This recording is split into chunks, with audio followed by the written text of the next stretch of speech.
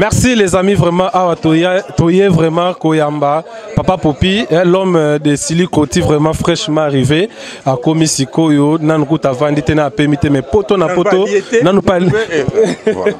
Mais tellement biso ba vitesse toujours de toujours to ba vitesse, ba vitesse vraiment Toye pena to zina na Vandite.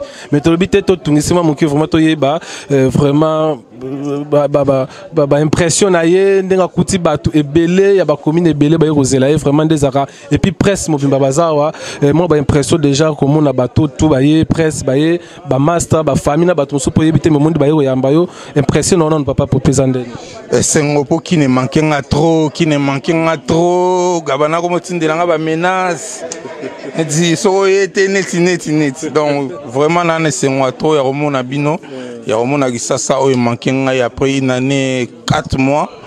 Il y a des musiciens toujours fidèles, dans les musiciens les plus fidèles. On a plus rien en français. Donc vraiment, là, c'est un belé quoi. C'est un l'équipe. Moi, on s'exprimer vraiment à tes pour ma tour, ils ont bouché dans la vol. Voilà quoi. Poto na poto. Vraiment poto na poto ndeza la kaka toyebi kozaki na calendrier moko chargé koto utikuna biloko na tout royer bango peut-être tant to vendre vraiment mais toyeba vraiment koya na yo eza pour que au vendre au travail to oyeka ndeza ra moi tout après ozonga na non na ye pour na continuer ba tournage ya ba clip ya album ya acteur principal. Le quoi tu es mbagina na banamai na ngai oyo ba collègue na ngai ba artiste oyo monia wa donc na zena pour ça bien faire participer on a na ba vidéo et puis ils demandent surtout ya bana poto ba le mais juste d'été tout le monde a minga yo moko ya na ngai pe na mbalo na ya tout tourner ba clip pendant 2-3 semaines et puis ba moi sorti faut tout na honorable. L'homme de Sec Production. L'homme de Sec Production, il ça va date, va définition maramuto. Donc on a un moussala, na comment on a moussali ya Sec Production. Tiki au manqué pena bakinois pendant longtemps, tika kibiso mais et l'oroni ni vraiment bakinois basé na artère principale et puis pour na yomogo pe na présence no pendant koza. Non, mais basé la rumba love quand ninge zalara auto bete la bango, auto sali bango album ya bien, o tika na ba mémoire na bango pendant longtemps.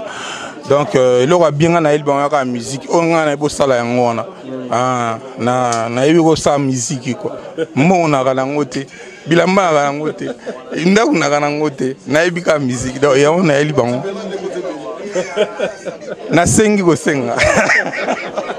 Merci, ça c'est l'ambiance qui règne ici vraiment dans la poto des alarara. Si tu as ma casse, il y a ma vitesse. Ouais, on a profité na ça vraiment gabana basele muto pena sale créé. Mambo ezala vraiment récite quoi donc na sepeli. Vraiment to gardo trotter papa Popi tara na ba fatigue vraiment des alarara. Mais moi les lobaka na bana poto tiki kuna et puis les loba ma casse vraiment na site ma casse ezala la vitesse koleka kutu maya ebale. Ayego zo pena des alarara. Et puis Adam Suluzo Longamoko en personne a vraiment mon souka nzamba. Mon souka nzamba est Torolobani.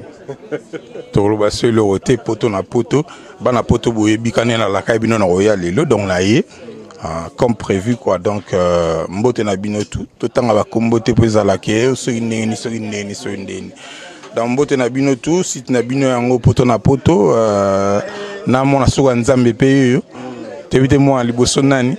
Non, moi, le bousseau Gabassele, mon assouaye. Donc voilà. Merci vraiment. Merci beaucoup. Merci Papa Popi. Merci. Et là, on a remêlé Ali, on a grignoté, et puis voilà quoi. Donc, on a bonne année, donc bonne année, na mois de la femme, surtout ma maman, donc le bonne année, donc bonne année.